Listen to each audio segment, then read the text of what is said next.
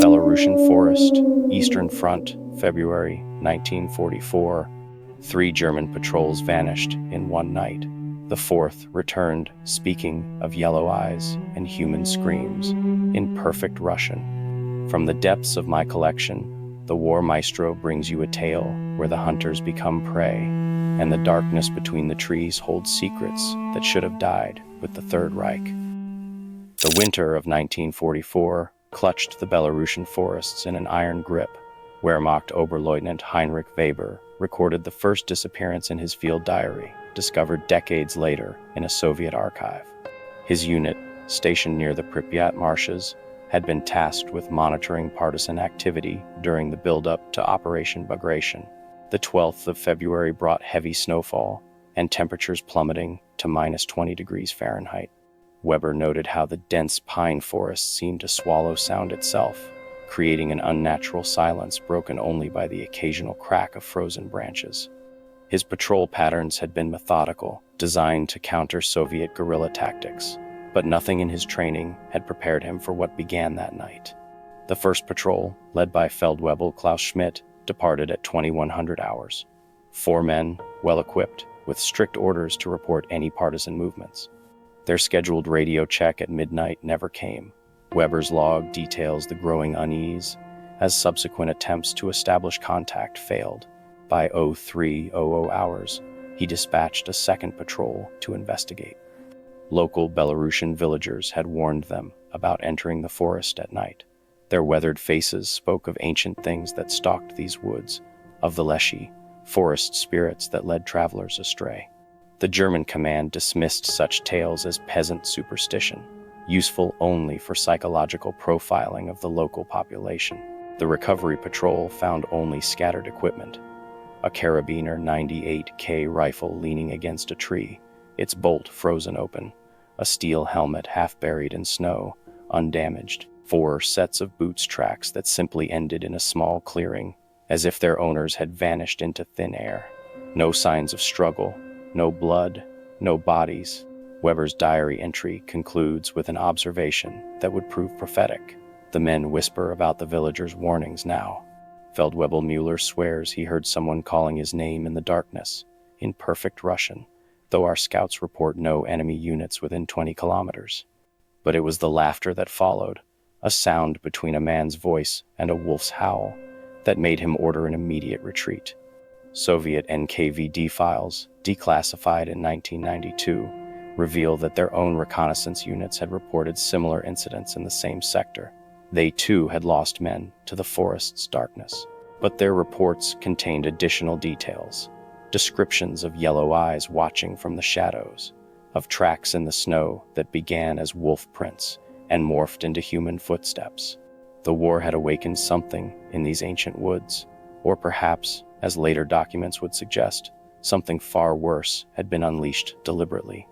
NKVD Intelligence Report number 247B, marked top secret and dated the 15th of February, 1944, documented an intercepted German radio transmission. A Wehrmacht mechanized unit reported losing contact with 3 more patrols in the same region. But it was the transcript of the final transmission from the 3rd patrol that caught Moscow's attention. Movement on our left flank. These aren't partisans. Christ, they're fast. Muller, swing the MG-42 east. East! What do you mean the ammunition is frozen? That's impossible at this tempera.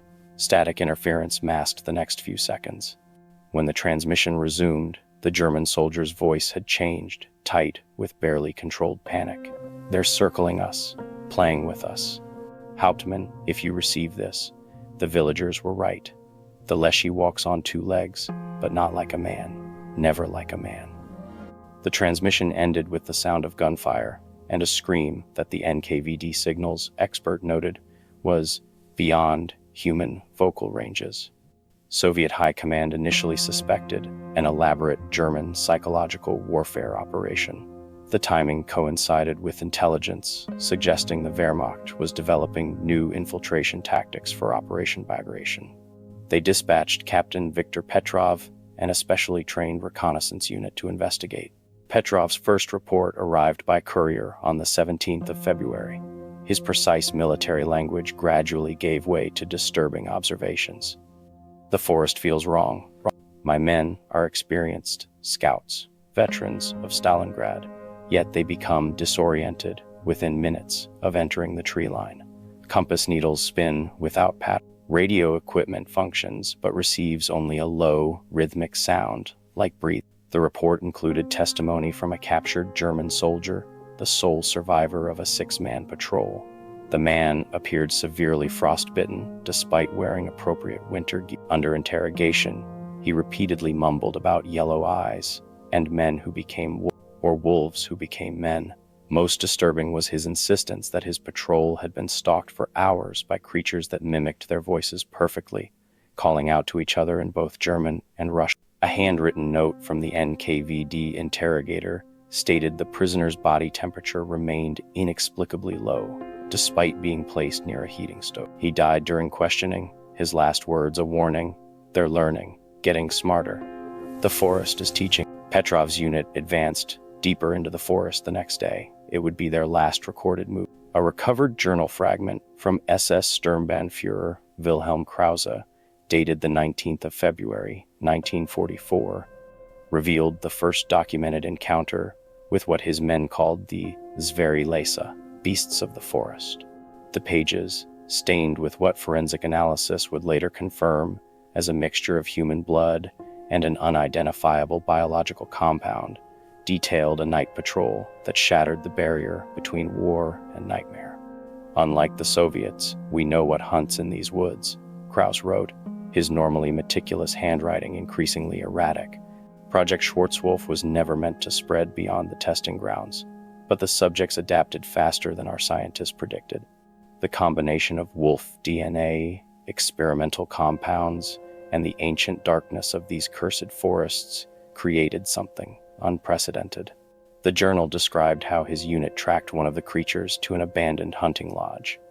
They found the structure's interior covered in strange markings, not random claw marks, but deliberate patterns that several soldiers recognized as ancient Germanic runes. More disturbing were the detailed topographical maps of German patrol routes carved into the wooden walls, and spent Wehrmacht ammunition arranged in precise geometric patterns on the floor.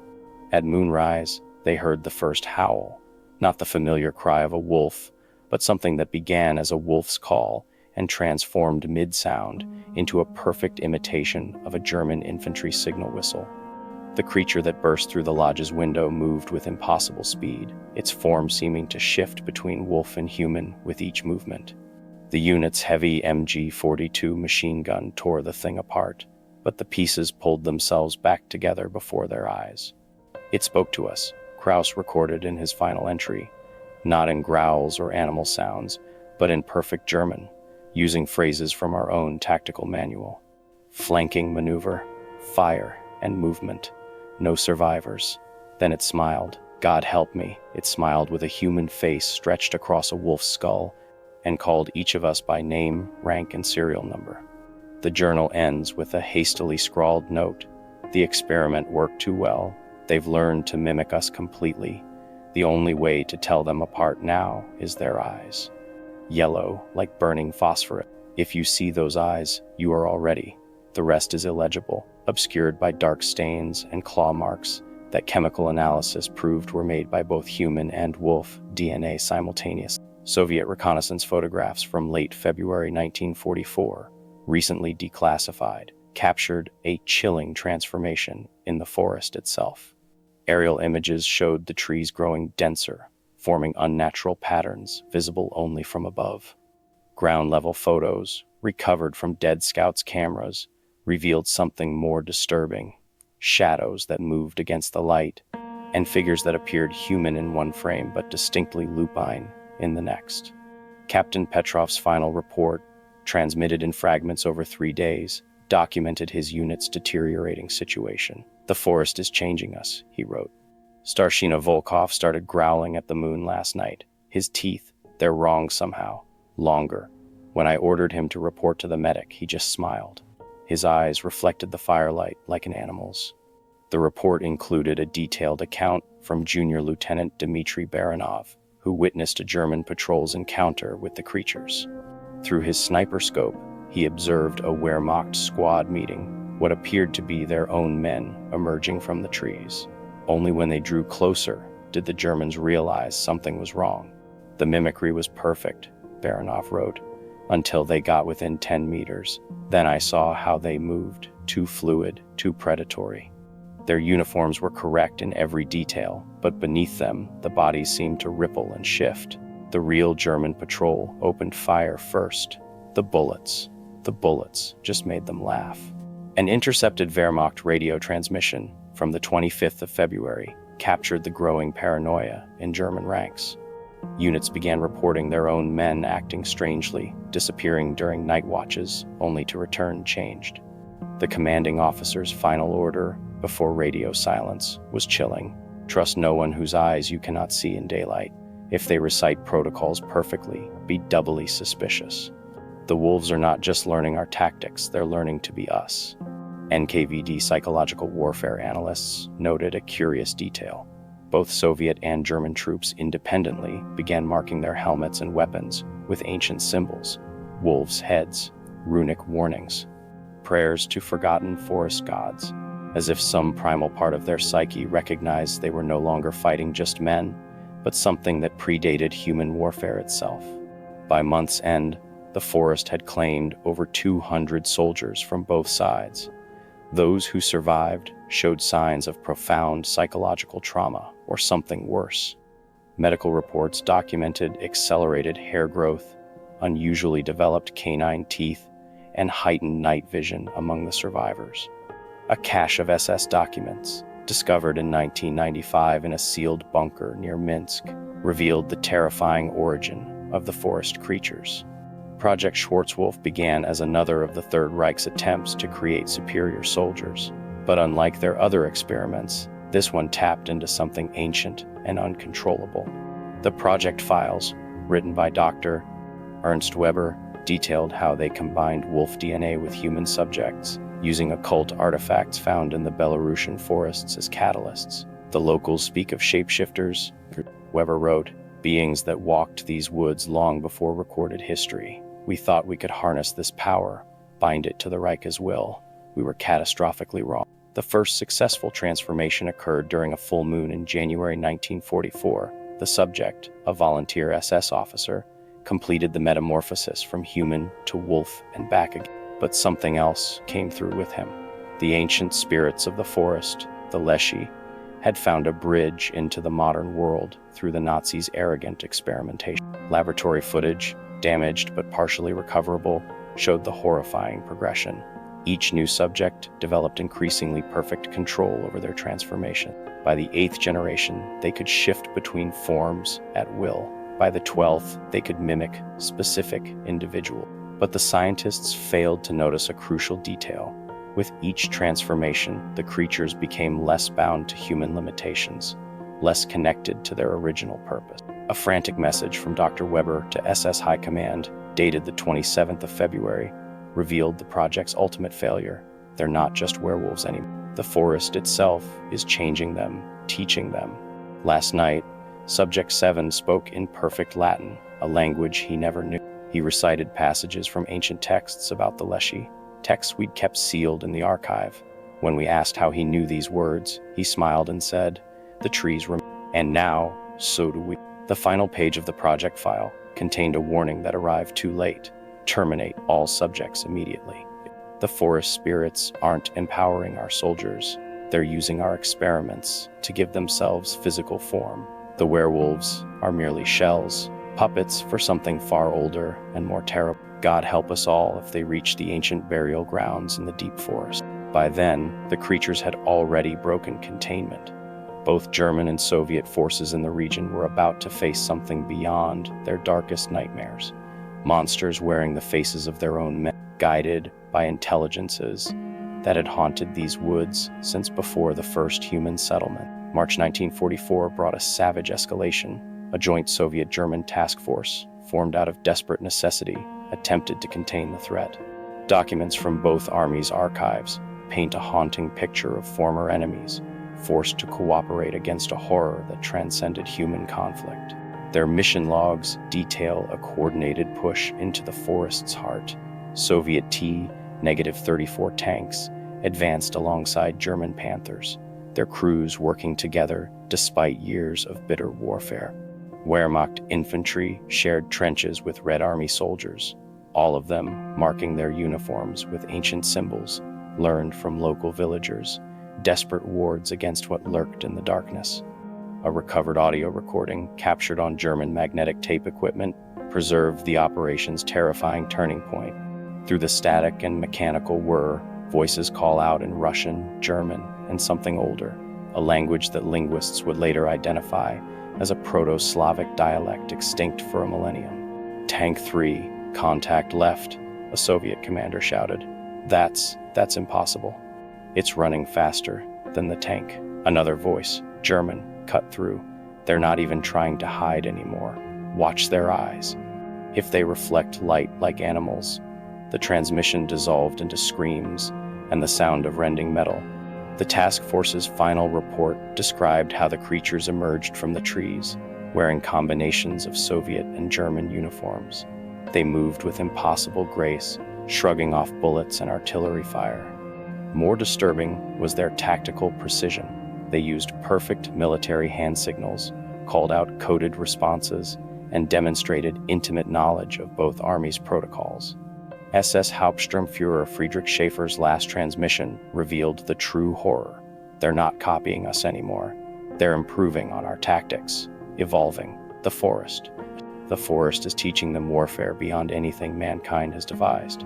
We've given ancient spirits the weapons of modern war, and they've mastered them in weeks. The Joint Forces' devastating losses forced both German High Command and the Soviet General Staff to implement containment protocol. They designated a 50-kilometer zone around the forest as a restricted area, artillery units maintaining constant bombardment of the perimeter. But reports persisted of soldiers going missing, of patrols finding empty vehicles with claw marks on the inside, of howls that carried human words in countless languages. Modern investigations into the Zvery incident began in 1991, when Soviet archives became accessible to Western researchers. DNA analysis of preserved tissue samples found in the SS laboratory ruins defied conventional science. The genetic structure showed characteristics of both wolf and human, but with inexplicable modifications that one geneticist described as evolutionary advances that should have taken millions of years. In 2003, a Russian-German scientific expedition entered the forest zone, equipped with modern surveillance technology. Their findings, documented in high-definition video and thermal imaging, revealed disturbing anomalies. Infrared cameras captured humanoid figures with impossible heat signatures, moving at speeds that violated human physiological limitations. Audio recordings picked up conversations in extinct languages, discussed military tactics from wars spanning centuries. Dr. Elena Petrova, the expedition's lead researcher, published her conclusions in a classified report. The creatures haven't disappeared, they've adapted. They're still learning, still evolving. We found evidence of them studying modern military documents, observing current army exercises from the forest's edge. They're updating their knowledge, preparing for something. The most chilling discovery came from comparing Wehrmacht photographs from 1944 with modern satellite imagery.